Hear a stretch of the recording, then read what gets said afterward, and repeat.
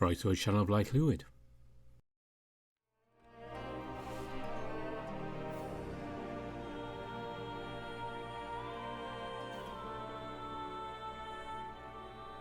Welcome back to Lyre.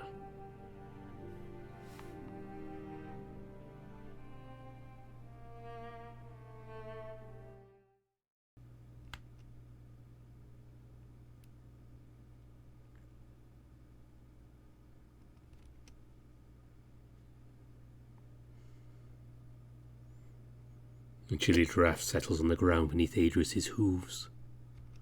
The entire throne room is thick with silence.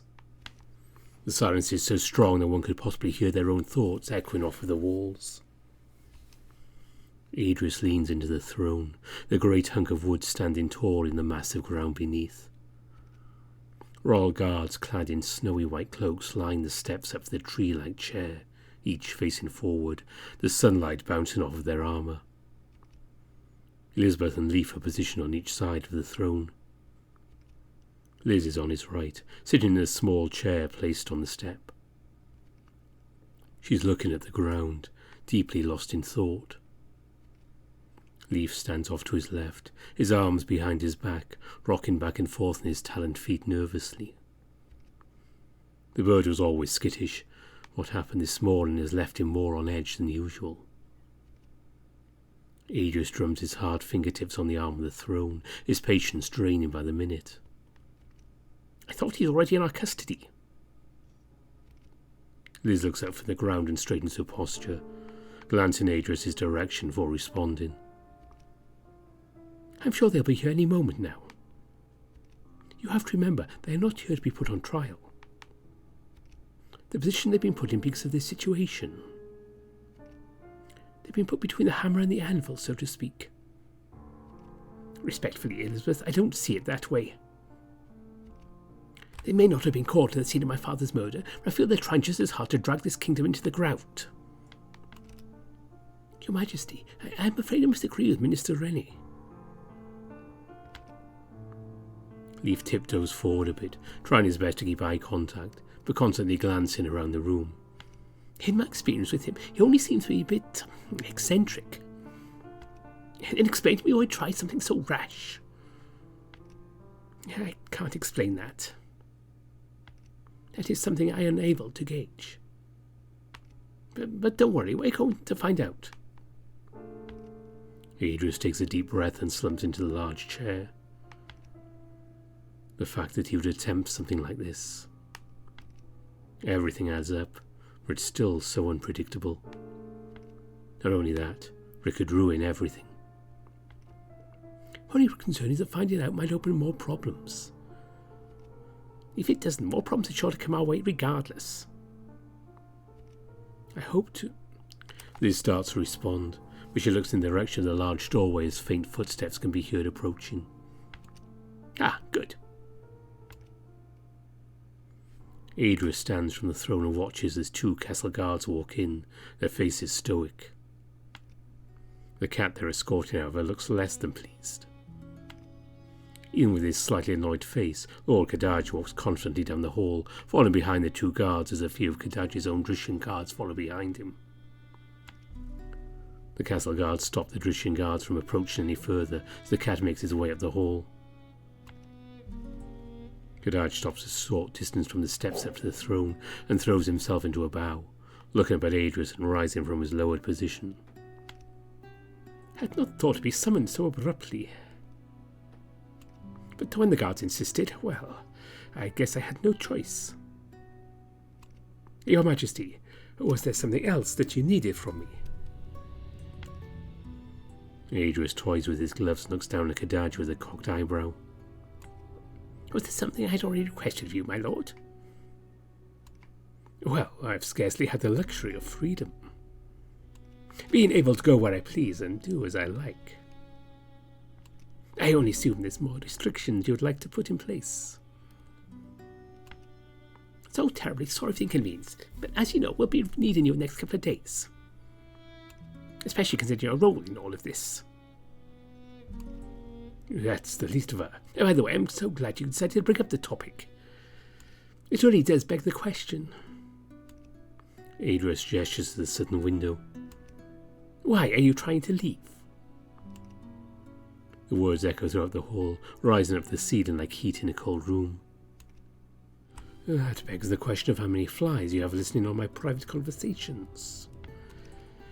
Khadaj says this with a bit of levity, but nobody else is humoured. He coughs and waves his paw in the air. I wasn't trying to leave before the trial, if that's what you were thinking. No. What gave you the assumption you could leave at all? Khadaj's shoulders rise a bit hearing this. It just seems that someone decided to slack your leash a bit too much.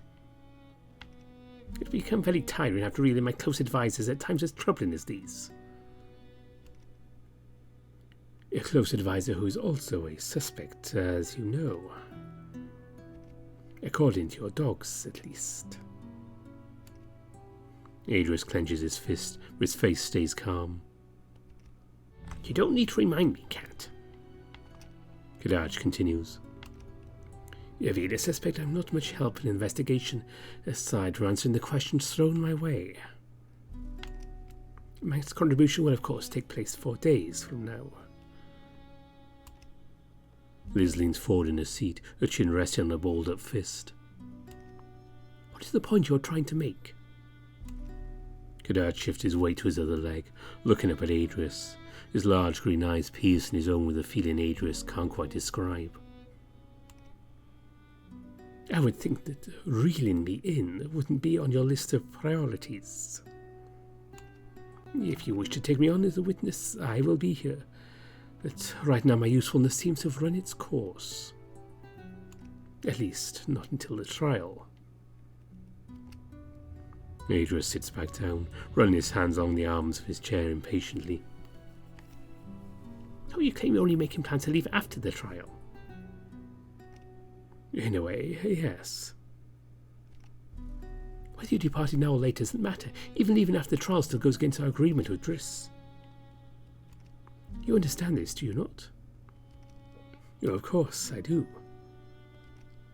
Khadaj leans his head to the side, looking down the ground with theatrical guilt plastered on his face.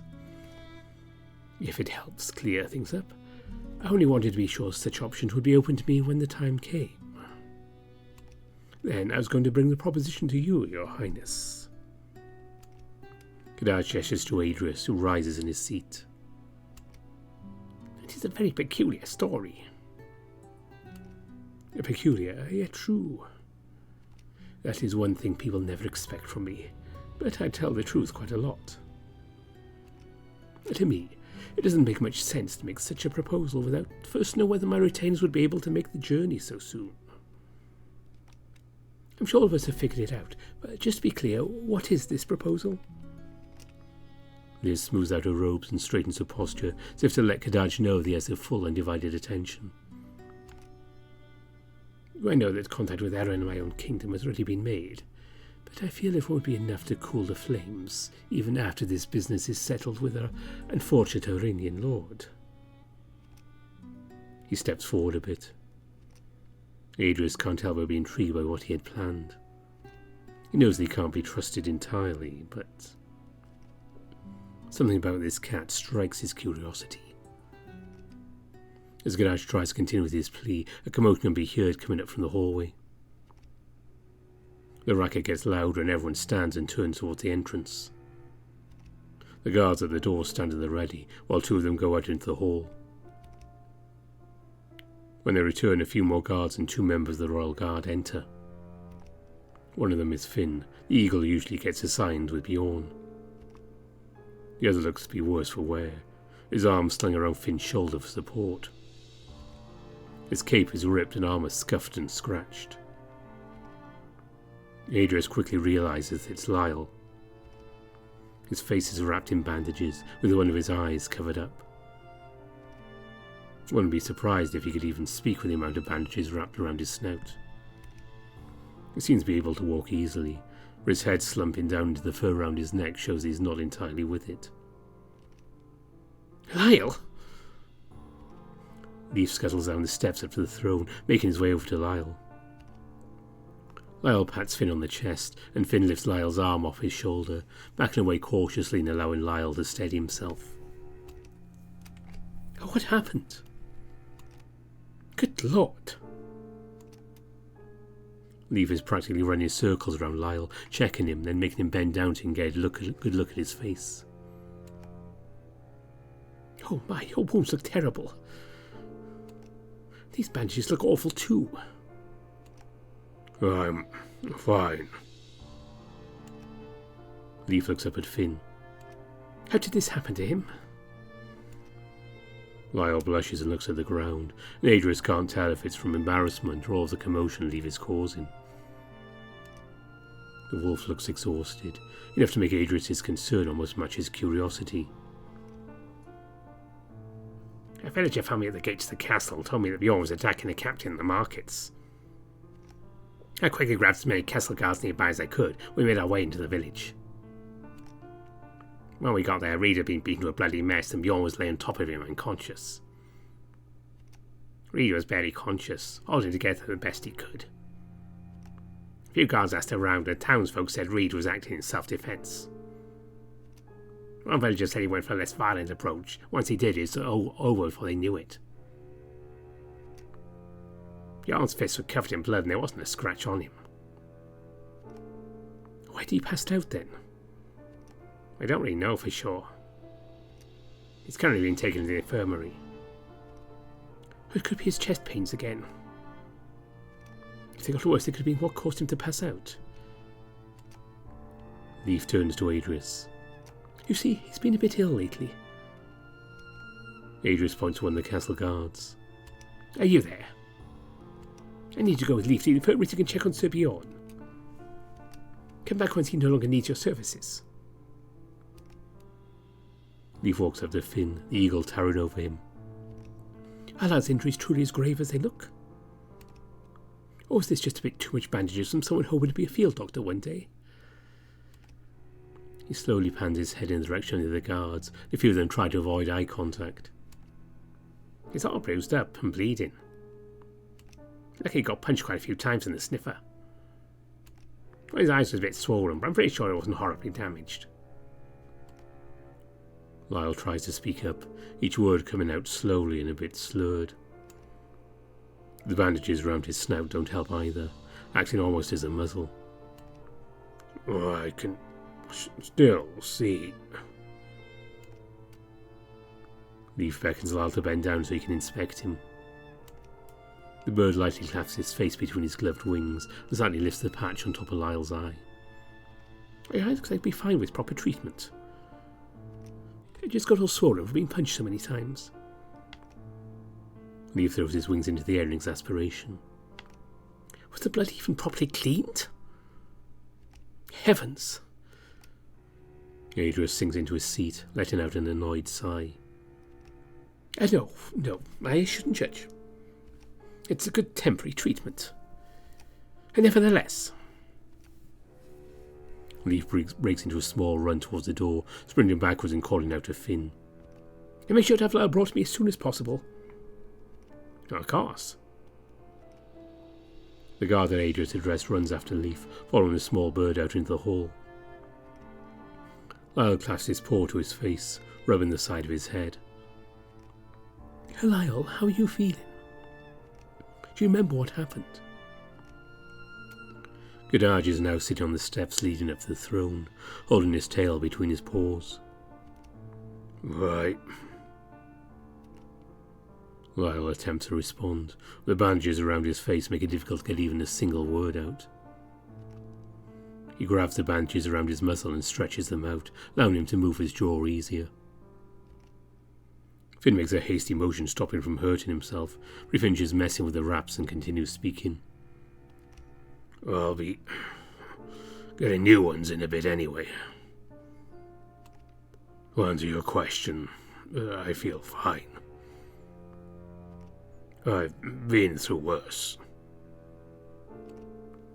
He moves his jaw around uncomfortably while speaking, as if setting it back into place. Adrius looks at him, eyebrow raised. He knows that Lyle's had worse happen to him. Still, his pain tolerance must be pretty high. He can't help but remember when he was a young prince and Lyre was just a squire. We had to wear that eye patch for a whole week after getting back from... I don't care about any of that. What truly happened in the market? Lyre recoils slightly, yet still tries to answer the question.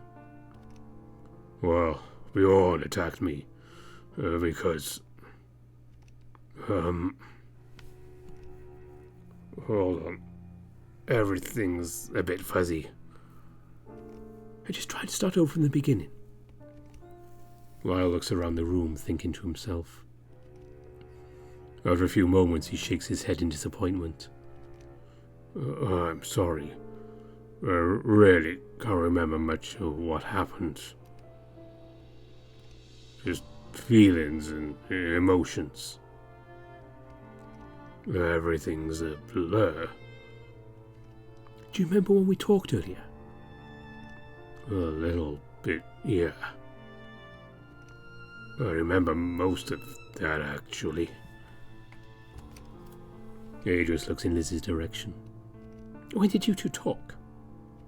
When I went outside earlier? Adrius looks back over to Lyre, gesturing with his hand. What feelings do you remember? Lyre contemplates this for a moment, then answers. Anger. I'd be angry too if someone did that to me. Lyre looks down on the ground in shame. I remember I was winning. I didn't want to hurt him. Is that why you lost? Possibly. Adrius leans forward in his seat, placing his elbows on his thighs and looking down at Lyre. Yes, well, I thank you for not butchering one of your guards. Adrius knows Lyre would have easily won a duel with Bjorn if he truly was out for blood. Bjorn is most definitely to blame for this fight, but why would he do it? I'm sure your recollection of the events will come back in due time. Most likely at your own convenience. Not knowing what or why this happened is truly what bothers Adrius. Bjorn's prone to violence, but not without his own twisted reason. The idea that he'd lash out. Maybe he knows something Adrius doesn't. He thinks to himself for a few seconds while Liz speaks up.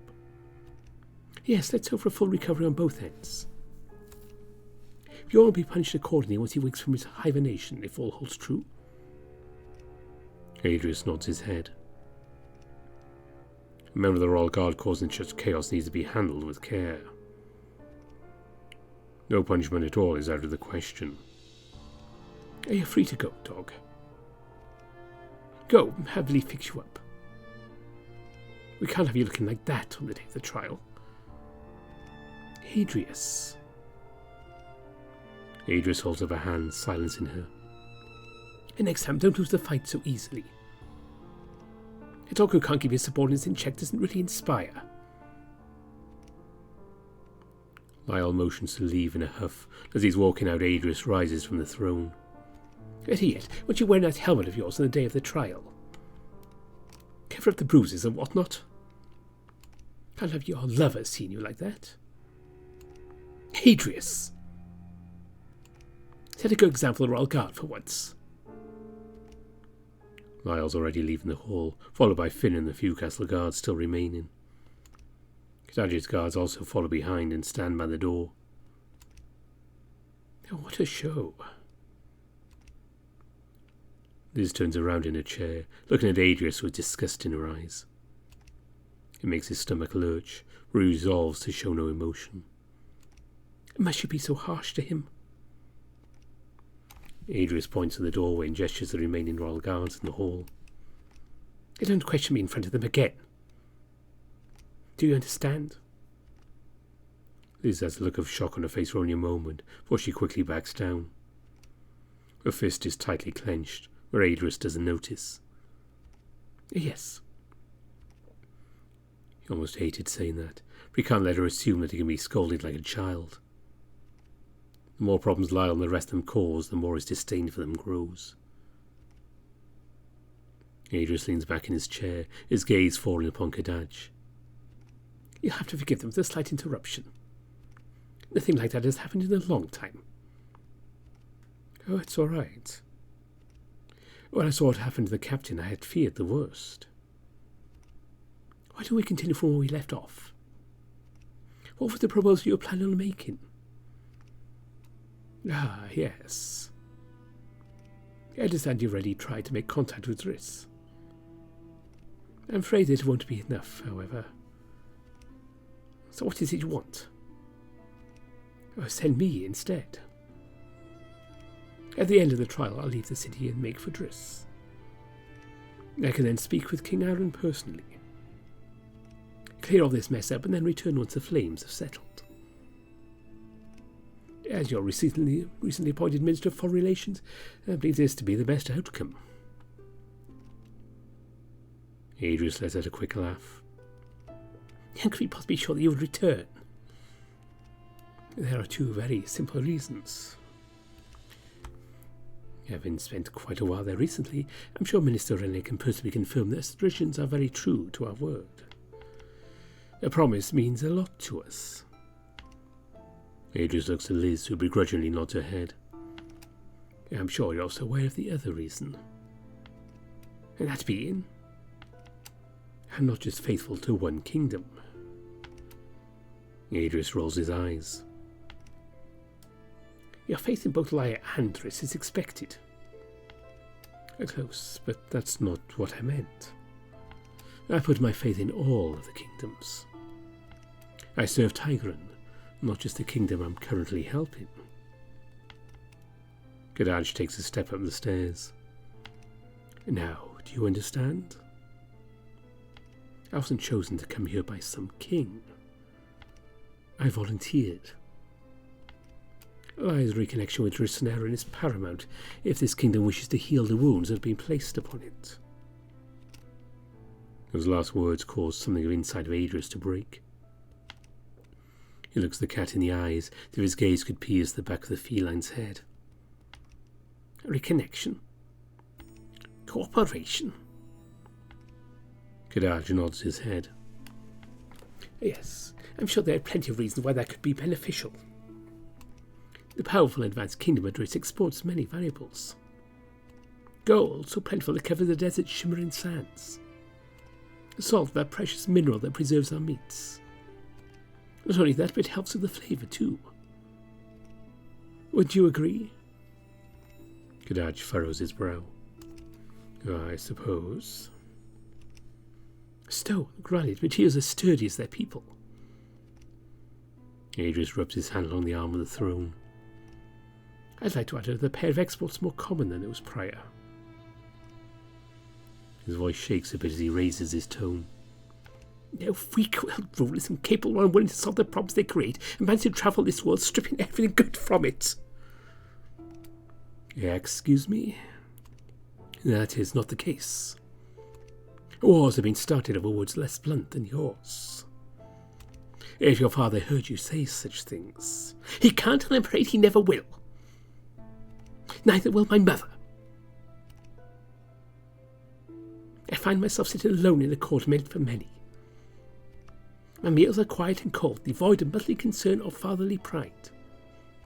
My castle and kingdom goes unchanged under my direct influence. Between your absolute inability to solve even the most basic of issues, and allowing your bandits and brigands to take my mother, as well as the exceptionally unexceptional diplomat from Aaron conniving and conspiring to steal my father, I find myself utterly alone on this throne. As for war, what have we to fear of your martial might? You're incapable of disbanding barely armed peasants who scatter like fleas if a real army descended upon them. My father offered a little assistance he could, but it sadly wasn't enough. It seems both parties are incapable of ridding the world of this pest. That... Adrius interrupts him once more, continuing with his rant. I think you'll find my forces far more of their task of combat under my guidance. We'll see what happens when 5,000 trained soldiers smoke out that rat's nest. Adrius lets out a small laugh which can barely be heard under his breath. Here's an idea. Maybe I'll solve our little problem and clear the canyons myself.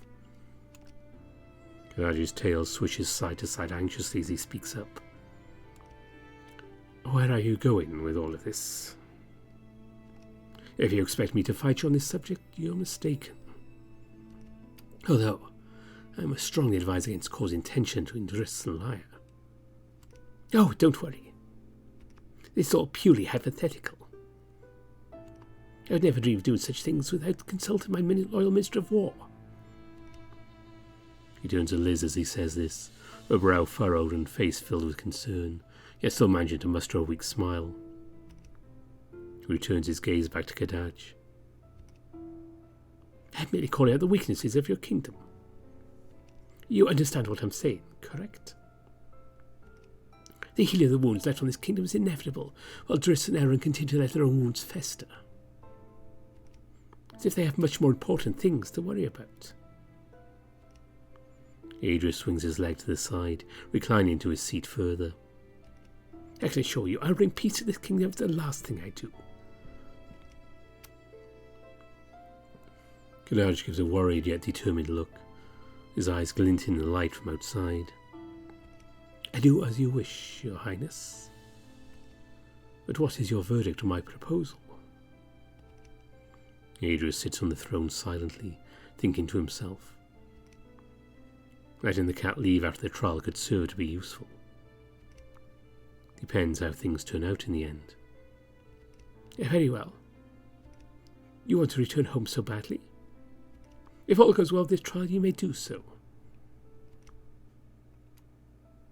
Khadaj looks up, his ears rising. I have your word? Yes. Very well. The cat bows slightly. You're dismissed.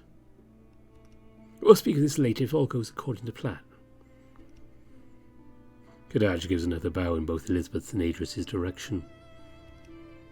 Minister, Your Majesty, I await the next chance we can speak on this matter. His tone of voice is very curt, and Adrius can tell he's angry, yet satisfied he got his good outcome. He walks towards the exit, his tail curved between his legs. His guards quickly follow behind him. Once again, the room is occupied only by Adrius, Liz, and the royal guards, with Leaf being the only one missing. Adrius sits unmoving on his throne, his chin resting on one hand as the other grips the arm of the throne. The guards stand at attention as the footsteps retreat into the distance, their bounding echoes dying out until only the sound is the scream of silence. He bounds up and down the hall, till even the hardened guards must shift in their armour just to dispel the lack of noise. The king, however, stays as still as a marionette cut free of its strings. The bandits are such an obstacle for the foolish and fearless, are they not, Liz? I suppose. Adrius looks down upon his guards. Sir Tara, would you be so kind as to find one of the servants? Tell them to retrieve the headsman. They need to visit with the accused like they usually do. Give them solace and read to their face, saving them from their sins. Or maybe not. Religion was never my expertise. Have it done either way. Sir Tara bows and strides out of the hall, their cape fluttering behind them. Adrius watches on with a dry look upon his face. Liz sits next to the throne, straight-faced and stoic, like a statue, yet her eyes tell a different story. Adrius can't be bothered, however. The two of you in the front can stay. The rest of you are dismissed. The guards turn their heels and walk out of the grand room, their armour clattering as they trail off. Only two of them stay standing in place, still as statues. Liz rises from her seat and leaves to one of the doors behind the throne. It slams behind her with a loud thud. The room is drowned in silence once more. Adrius closes his eyes and reclines into the throne. His chest feels heavy, but his mind is focused.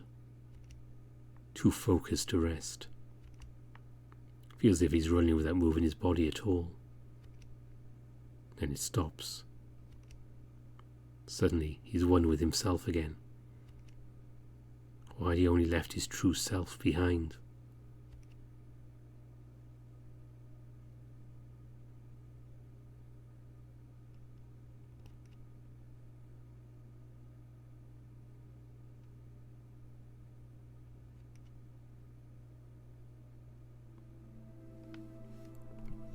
The dull, colourless winter light shining through the cell window hits my face, granting me the slightest feeling of life. I watch the rays of sunlight gently change direction as the sun slowly moves across the afternoon sky. Each ray bounces off the small puddles of water which lay about the floor. Steam rises off them in thin clouds as the humidity of the cell clashes with the cold air drafting through the barred hole. Slow and natural movements like this only emphasize just how slow each day passes. Feels like I've been in here for much longer than I actually have. The hours have slowly started turning to days. If I hadn't focused on it, I'd have lost track of time. Of course, it's only been a fortnight. The constant thought of what's to come and everything else that's happened has been draining me mentally. Not to mention my physical appearance. I've had to remove most of my clothes at this point. It's bound to happen eventually. The constant fluctuation in temperatures day and night pass to the number on my body, along the humid air rising deep from under the ground. At first, just wearing the coat and shoes was uncomfortable, but after a while the cold, damp shirt started to send chills all over my body. Taking it off left me vulnerable to all of the filth, at least now my body is in a constant battle with itself and the environment around it. All that's left on me is the pair of black breeches from that fateful night. And undergarments, of course. My lack of clothing is nothing compared to the appearance of my body. Tying back my hair was something I had to abandon a week ago. It messily falls down past my shoulders, unkempt, damp, and far from clean. Having it down like this makes it easy to dry it out in what little sunlight I get. My face feels oily, every last part of it covered in dust, dirt, and sweat. I won't lie and say that my teeth were perfect for arriving in this circumstance, but as clean as I've tried to keep them, they still feel awful. I also lack the tools to deal with my facial hair. It always grew fast, which was nice because I've been told in the past I look good with a bit of stubble. Now I just wish this itchy mess was gone. I would try shaving over that mirror shard in this cell, but I then ended up maiming my chin or an upper lip or slitting my throat. I tried to imagine the look on Adrius' face as he and his guards walked down here to find me sprawled out on the floor in a puddle of my own blood. It's truly hard to imagine just how he would react. Then I think of what Lyre would do. I shake the thought out of my mind, not wanting to dwell on such a tragic scenario. Along with all of this, as much as I feel I should be tired, I'm constantly wide awake. I can only sleep for a couple of hours before waking up again, my body refusing to go back to sleep. I'd be ashamed of myself for not handling this better, but it's a dungeon. It's not supposed to be pleasant in the slightest. Anybody would be worse off in this situation. Right now the only thing I can look forward to is food and water. For the past couple of weeks, the second I hear a guard's footsteps making their way up the tunnel, my stomach ties itself in a knot out of hunger. The food is bland, stale and sickening at first, but over time it's gotten better. Guess anything tastes good when you're hungry. Each tray is a small bowl of gruel with a couple of vegetables on the side, along with a thin piece of bread. I try to eat the tiny amount of vegetables first. I usually dislike vegetables, so eating them when my hunger is strongest helps. Tigran told me this is good, because if I eat the vegetables first, it should aid with the digestion of the rest. Sometimes there's even a dried piece of meat. Anytime there is, I like to savour it throughout the day. Even after all of that, it pales in comparison to the cup of water I get. It rests in my hand. Only a small amount of it is left. I sit there, legs crossed on the ground, staring at the window as I cradle the cup between my fingers. I trust you'll be done with your break soon. Their voice wakes me from my thoughts, and I stand from the dirty ground. Yeah. Meet me in the mind's eye when you're finished. I take what's left in the cup and bring it to my mouth, tipping the contents back. Feeling the clean water wash over my tongue and down my throat feels like heaven. I never appreciated water this much until now. I'd managed to make it last all throughout the night and the rest of the morning. Standing up, I wipe the straw and dirt from my rear, go to sit on the slab of stone which I've come to call my bed. Before I'm about to go in, I can hear a little bit of conversation coming up from the tunnel. Speaking with Tiger in the mind's eye feels like the best option now. No interruptions. It takes no time at all to calm my mind as I drift into the mind's eye. It's as colourful as ever. Are you going to continue your training today? They jump into sight with a startling flash. I'm not bothered by it as much as I would have been a week ago. There's nothing else to do. I say this in the dry tone which elicits a sigh from them. I've already counted all the bricks on the walls. Do you remember how many there were? 1,183. And there's 474 that are made of stone. I usually enjoy counting, but not like this. Training drives me crazy. Anything I can do to take a break, but it also drives me crazy. I'm in a constant battle with myself while you pull my strings like a puppet. They roll their eyes at me and cross their arms, an annoyed expression appearing across their face with every word from my mouth. It only makes me more irritated. The puppet controlling the puppet is not to blame. What's that supposed to mean? They let out a sigh and disregard my question, asking one of me instead. You don't want to train, do you? I take a deep breath and try to calm myself down as I prepare a reply. I want to, but with each vision that yields no useful information, I grow more and more reluctant. I don't want to feel this way, but it can't be helped. Your life could depend on it. If my life is so precious to you, then tell me who killed Raynar. Or tell the king yourself. I'm sure he'd love to hear it from you. There's a long and drawn-out silence from them. That's a joke. Please don't lecture me again. Ha ha.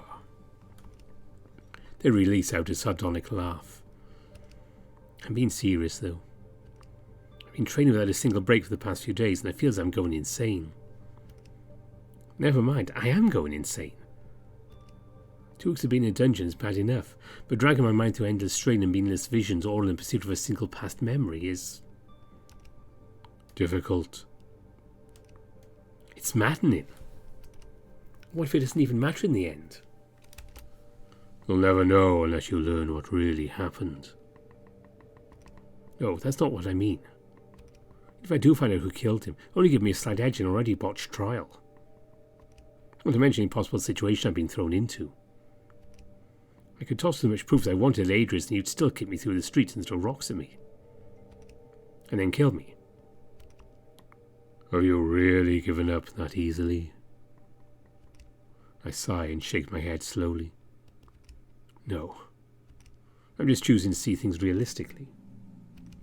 I'm not going to give up because I know that if I did, I'd never hear the end of it from you. They can't help but let out a soft chuckle, accompanied by a concerned face. Oh, you're right. But another reason is that it's your only chance. The quiet noises around me suddenly become thick and heavy as those words settle in.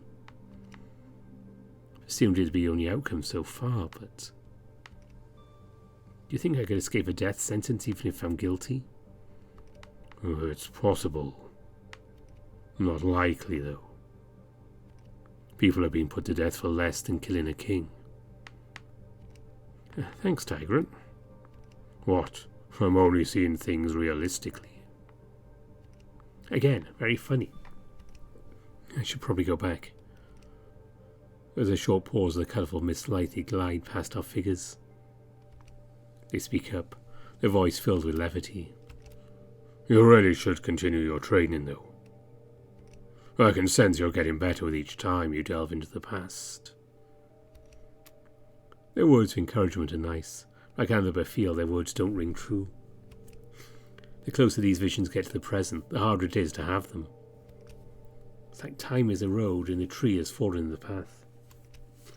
I hope you're right. I prefer to not have to do any last-minute investigating during the trial.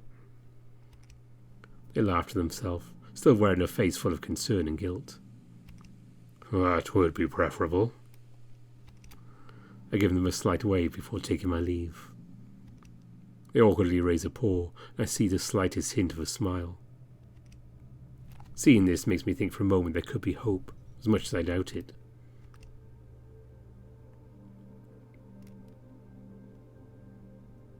It's a nice thought, one that brings me less joy with each hour that passes and every day that comes and goes. I pull myself out of the cavern, slowly bringing myself back in touch with my body.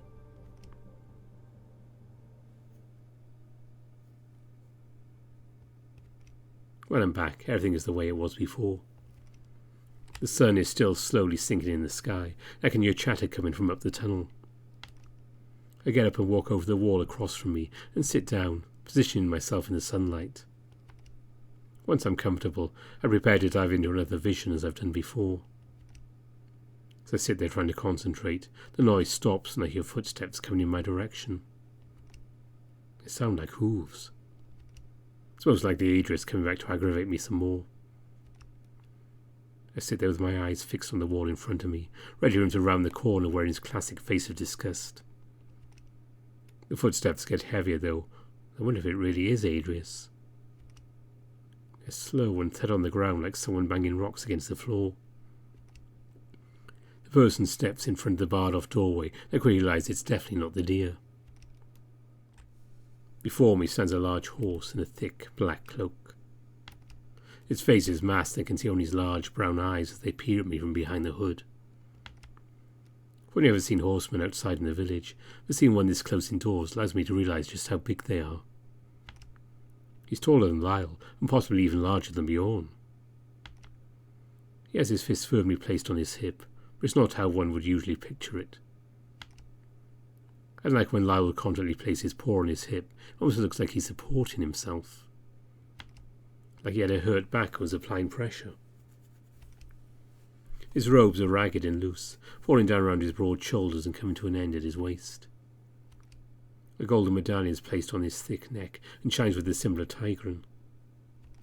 It's a symbol I'm now far too familiar with. The decoration looks old and bent. My eyes pan down and I notice the object in his hands. An axe larger than any I've ever seen.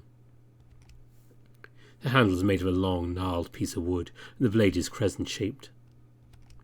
It gleams in the dim light, looks sharp enough to cut bone. The axe of an executioner. My heart drops into my stomach, my body begins shaking all over. I back myself up against the wall a bit more and get that taste in the back of my throat that I usually get when nervous. Why would he be down here? I didn't think I'd be seeing him any time soon. If I did, it would mean the worst for me. Is this some sort of sick joke by Adrius? You're the executioner? He looks upon me again, his golden eyes old and sad. He takes a moment to respond. When he does, his voice is soft and gentle. It reminds me of Lyle's voice. It's almost like a tone that the father would use to console their child. Yes, I could be called that. Please, don't be frightened of me. His voice travels through the space between the bars almost like a mist on the wind. For some reason, it's putting me at ease despite the current situation. Still, my curiosity proves stronger. What are you doing down here? Visiting. He reaches behind his back under his cloak and pulls out a thick, rusty ring full of keys. Each key is almost identical, with certain markings on them. He starts to quickly go through them. Visiting? What do you mean? Why do you want to visit me? He pauses for a moment, holding the key closer to his gaze, then continuing. It's not a matter of wanting to. It's expected of me. Expected? Do all executioners do this? This is a second job of being a turnkey. Doesn't make much sense. Though as I listen to the jingling of his keyring, I start to wonder if that's actually a possibility. No, I'd have seen him by now if that were the case. Unless I'm not the only prisoner in the dungeons. He finds the key he's looking for and sticks it in the lock. He twists the key and the lock comes undone, the chain falling against the doorway with a loud clank. Putting one hoof through the doorway, he slips through and closes the barred door behind him with a loud thud that rings up the hall. I back up against the wall a bit more as they approach, scuffing my feet across the floor. Is this some sort of joke?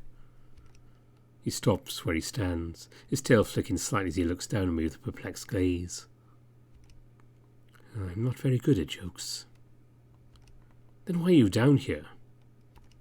Did Adrius send you? He sits down on my bed and looks at me with confusion and concern.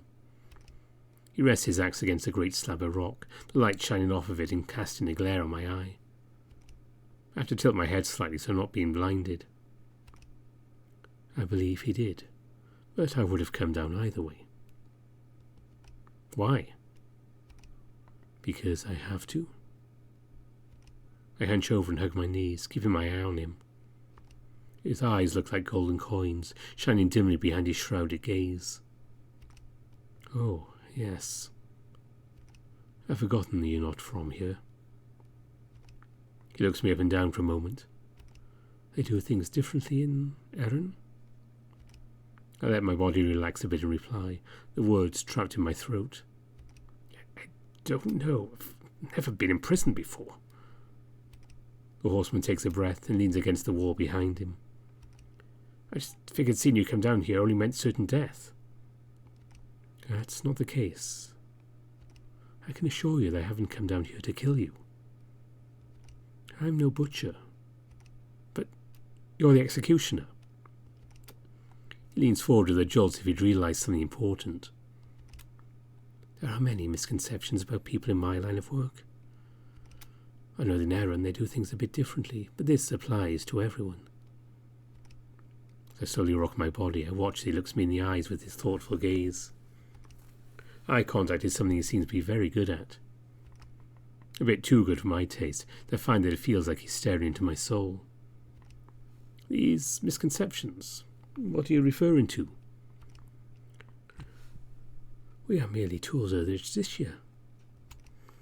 The judge gives a sentence and the headsman carries it out. Whether we wish to or not, it is done.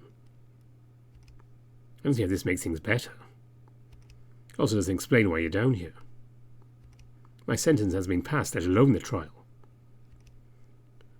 The hooded strangers only come out of the king's behest in Erin.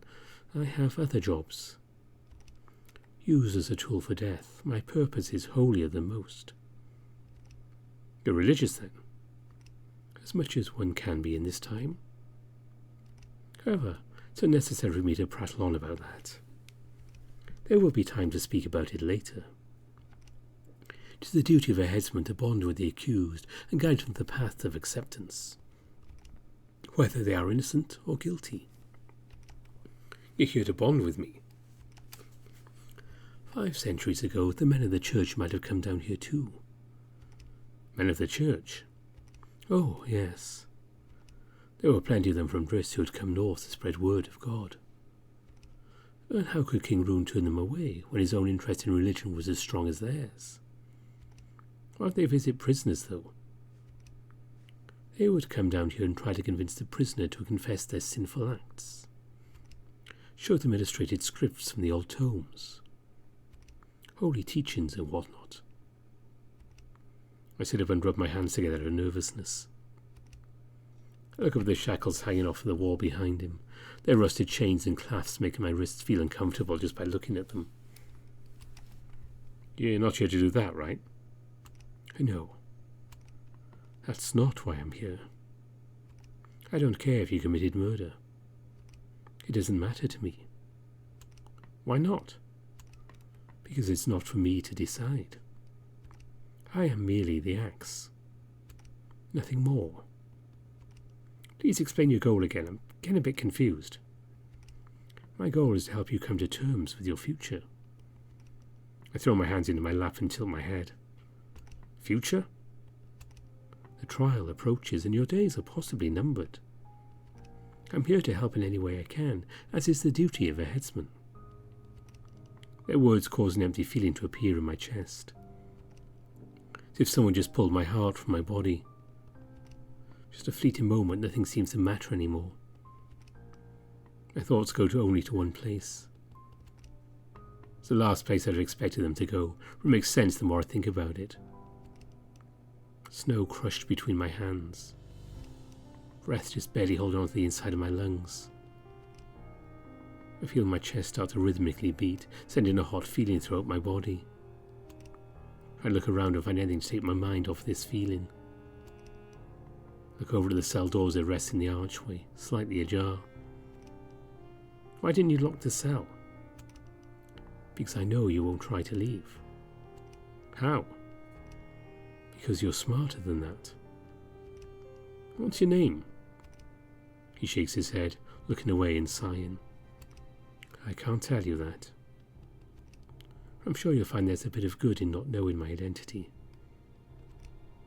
I see a small smirk grace his lips, but it doesn't feel like it was done out of arrogance. It felt full of understanding. As soon as the exchange ends, my mind travels back to the thoughts from moments ago. A heavy weight on my chest. Chaotic screams and shouts all around me. I let her laugh, a soft strained chuckle through gritted teeth. Why am I laughing? Trying to make it stop only makes it worse. I look at the headsman, his face stoic and his eyes focused. It's as if he senses nothing wrong. A few more shivering laughs escape my mouth, and I start to feel tears form in the corners of my eyes. I want to cry so badly, but as hard as I try, the tears won't flow down my face. I'm listening. Raising my head, I see him staring at me with a soft expression. What troubles you? These words cause my resolve to shatter. You wouldn't understand. I've always struggled with the concept of death. Understanding what it is and how it works is easy enough. When reality sets in and the feelings wash over, I'm never how I should be. The emotions just aren't there. Close friends and relatives pass away and I'm told I should feel sad. And at first I was. I try, God knows I try. Life goes on, the living leave the dead behind. Then, an avalanche happens, killing a dozen men in my caravan. I survived by some miracle and wasn't even awake for the morning. I'm told of the events that transpired and at first I feel nothing. Over time, the guilt starts to grow more and more. Just as I start to feel something, everything goes right back to the way it was. A month later, I walked in on a terrible scene. My king, bleeding at my feet, wounded beyond saving. Even then, all my mind can do is scurry about and try to piece together what just happened as I sit there in a puddle of his blood, acting a fool. I look down at my hands. My fingers are thin and cold, the blue streaks of veins running up and down them clearly visible. So it's ironic, isn't it? Selfish down about others' deaths, coming to terms with the idea of my own is impossible. No matter how hard I try. Staring to the ground, tears welling in my eyes but refusing to flow. My mind won't stop feeding me these thoughts. I want to run away from all of this, now more than ever. Take Lyre with me to live somewhere where nobody will ever find us. Throw away my connection with Tiger and ditch their purpose they graciously bestowed upon me. Lyre and I can stay there forever and love each other. We can grow old and... Damn it all. I slump against the wall, hair in my face and legs spread out across the floor. My eyes glance in the direction of the headsman, and he's still sitting there. He hasn't moved an inch, as the expression is still the same as it was before. He bites down on his lip as he prepares to speak. I understand what you're going through. There are many people who suffer the same experiences. He leans forward, resting his weight on the handle of his axe. Can I ask you something? What is it? I stutter this out through heavy breaths. Do you fear death? I don't really have to give this question too much thought, so I answer. It's not something I think about a lot. Everyone fears death at one point in their life. Why should you? Shouldn't everyone? Everyone does, but doesn't mean they should. There is a reason for this. You have been dead before. His voice gets a bit serious all of a sudden. What do you mean by that? He reclines, resting his axe on the floor by his hooves. The heavy metal lets out a soft clang as it hits the ground. Most people today believe that when you die you will be delivered into nothingness. But they often forget to ask themselves an important question. Where did we come from? Yes. Before you were born, you were nothing. If there isn't an afterlife, as so many people believe, then you have nothing to be afraid of. For all it's worth, I'm sorry about the things that have happened to you. Yeah, appreciate the concern and advice. So far, none of this feels helpful. He takes a deep breath and lets it out through his nose. There's something else I want you to understand, though. You can't give up. I'm only down here in case you are guilty. Better get stuff like this out of the way now. But if you're innocent, think of me as a friend. If you need to talk to me about anything, I'll be available for the next 3 days. I bring my legs up to my chest and wipe my eyes with my hands. I have a friend. His name is Lyre Reed. They're all guards, Captain. Yeah. He's the closest I've been with anyone here. Visions of Lyle's face flash before my eyes. I can see his smile and hear his laugh. I can feel his tears and smell his scent. Flowery and fresh, with a hint of coconut. But he's not allowed down here. King Adrius said he can't visit anymore. We get letters now, but even those have stopped. A heavy silence falls over the cell. I can feel my anxiety slowly start to lower as I relax into the wall. What other business did you have down here? He looks up, answers at the ready as if been asked this question 1,000 times. What else do you need to talk about? I feel a rush of emotions overcome me. Relief, sadness, anger. Nothing at the moment. I wish to be left alone now, please. He grabs his axe off the ground and sits up straight. Very well. I'll return later if you wish to speak more. He walks towards the door and leaves through it, locking it behind him. I get up and lay down on the bed, staring up at the ceiling. Ivor. Tigran, I said I wish to be left alone. I need to think. There's a short silence and an understanding response from them. As you wish. I feel bad. I know that he's only going to tell me to train. Can't blame him. It really is something I should be doing right now. It would be difficult, though. The headsman's words won't leave my mind. It seems nice. It was nice to have someone to talk to other than Tigran, but now my mind won't stop racing. Turn over on my side, eyes fixed on the wall in front of me. Start to make shapes out of the bricks in my mind. Each pattern forming an image. Doing this takes my mind off of everything usually, but now it's not working. Now my thoughts only move faster. They do this with every prisoner. Send an execution down to their cell to talk with them about their uncertain future. Sounds nice on paper, but I haven't experienced it just now. I don't know how to feel about it. Maybe I'll look back on it tomorrow wanting more. Still, it's given me a different outlook on all of this. He said I shouldn't fear death, but he never said anything about defying it. My life is in my own hands. Not Adrius's, not the headsman's. Mine. A chilling draft flows over my body as I lay there. I reach down by my feet and grab the small blanket, bringing it up to my torso. It's damp, but far from cold, thanks to the hot air wafting through the tunnels. Settling my head on the uncomfortable pillow, I take the blanket and wrap it around my shoulders. The chilling draft from outside becomes less of a problem now. My legs and feet are still terribly cold. When I try to fall asleep, I pretend the blanket that's wrapped around me is actually Lyle. Mentioned that night before everything went wrong. his large warm body pressing against mine as his strong arms wrap around my torso.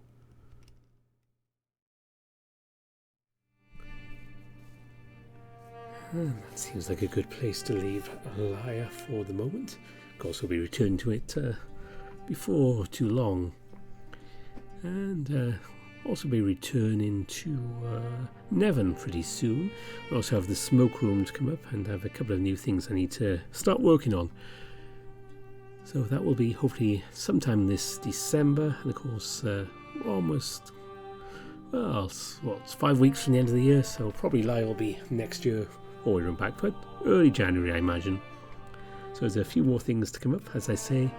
And I'll be organising the schedule for December fairly soon. I'll try and fit a couple of extra things in for you. And if you're already in the mood for Christmas stuff, don't forget, I do have A Christmas Carol and A Child's Christmas in Wales on the channel. Just look them up if you want some seasonal stuff over the next few weeks. But that's it for now. But as always, I want to say thank you to all my donors on Ko-fi and Patreon. You're very, very much appreciated.